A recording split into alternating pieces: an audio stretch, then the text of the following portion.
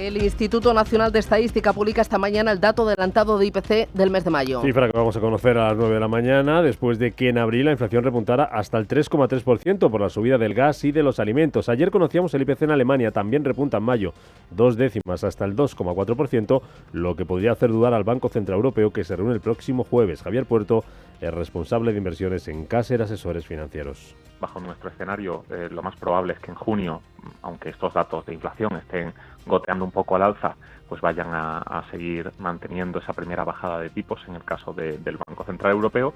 Incluso prevemos que puedan seguir desmarcándose de la Reserva Federal después de verano con una bajada adicional de otros 25 puntos básicos en septiembre, pero es muy difícil que desacoplen el ritmo a lo que vaya a hacer la Reserva Federal, que parece que al final se nos va a ir a noviembre la primera bajada o incluso nos vamos a quedar sin ella.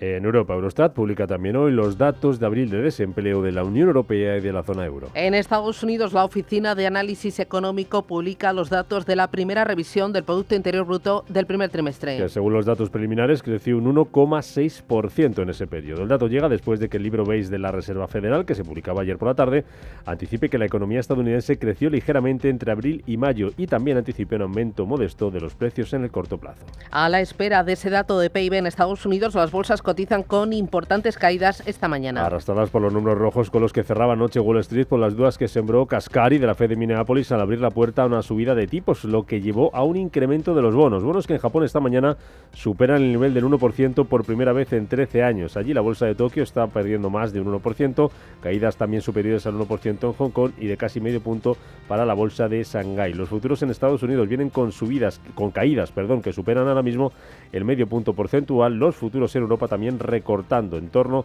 al 0,2%, es lo que está bajando el futuro del DAX, casi medio punto abajo el futuro del Eurostock 50. En el mercado de materias primas recorta ligeramente hoy el precio del petróleo a la espera de la reunión que celebra este domingo de forma telemática la OPEP, en la que se podrían extender los recortes de producción de crudo. Gustavo Martínez es asesor financiero. Que las nuevas subidas van a impactar en la inflación es seguro, o sea, no es que haya temor, es que el mercado ya lo está descontando y los bonos lo han descontado así. Los bonos están cotizando el bono a 10 años, por encima del 4,5, al 4,60%. Es decir, es que está usted prestando a Estados Unidos a 10 años a un 4,60%. Es decir, es una rentabilidad muy curiosa teniendo en cuenta que Estados Unidos le va a pagar, sí o sí, casi siempre. El ministro de Agricultura, Luis Planas, continúa su viaje por China. En plena tensión comercial entre el gigante asiático con Europa y Estados Unidos, Planas apuesta por excluir los alimentos de las guerras comerciales internacionales y destaca la importancia para España de abrir mercados en China. Para nosotros, para España y para Alimentos de España, China es un país objetivo de primer orden. Se sitúa en el 9º puesto en nuestras exportaciones agroalimentarias a nivel global. Es el tercer país fuera de la Unión Europea, delante tiene a Reino Unido y a Estados Unidos. El último año fueron 1.900 millones de euros de exportaciones, pero como me gusta decir, creo que no estamos más que en el principio. Los ministros de Energía de los países de la Unión Europea se reúnen este jueves para analizar cómo alejarse de los hidrocarburos rusos. A medida que aumenta la confrontación entre algunos países y Rusia, después de que Polonia, Alemania y Francia se muestren a favor de que Ucrania use sus armas sobre territorio ruso. Emmanuel Macron es el presidente galo. El suelo ucraniano está siendo atacado desde bases que están en Rusia. Entonces, ¿cómo explicamos a los ucranianos que vamos a tener que proteger estas ciudades y básicamente todo lo que estamos viendo ahora mismo en los alrededores de Kharkiv si les decimos que no tienen derecho a llegar al punto desde donde se disparan los misiles? De hecho, les decimos, les damos armas, pero no pueden defenderse. Así que nos mantenemos exactamente en el mismo marco. Pensamos que deberíamos neutralizar los emplazamientos militares desde donde se disparan los misiles.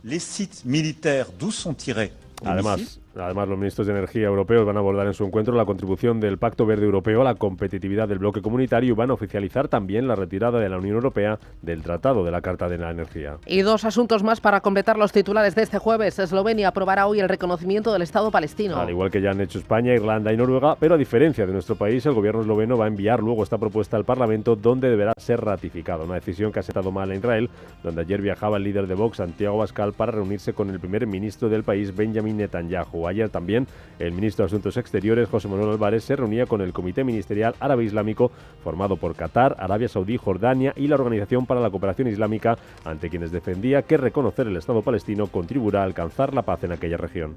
Llegaron ayer a Madrid, en el que era un día que queda inscrito en la historia de España, en el que hemos reconocido formalmente el Estado de Palestina. Hoy nos reunimos aquí en Madrid para poner de nuevo en valor todos juntos la necesidad y la importancia de reconocer el Estado de Palestina como camino hacia la paz. Y te quiero reiterar nuestro compromiso para avanzar en ese camino hacia la paz. Y espero que otros países europeos, como mañana hará Eslovenia, sigan ese camino muy pronto.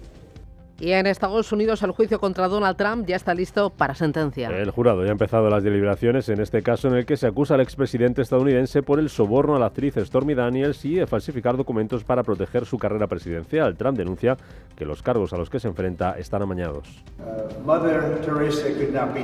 Ni la Madre Teresa podría con estas acusaciones. Estos cargos están amañados. Todo está amañado. El país es un desastre entre fronteras y elecciones fake. Y hay un juicio en el que el juez está tan en conflicto que no puede respirar. Tiene que hacer su trabajo. Y no es por mí, se lo puedo decir.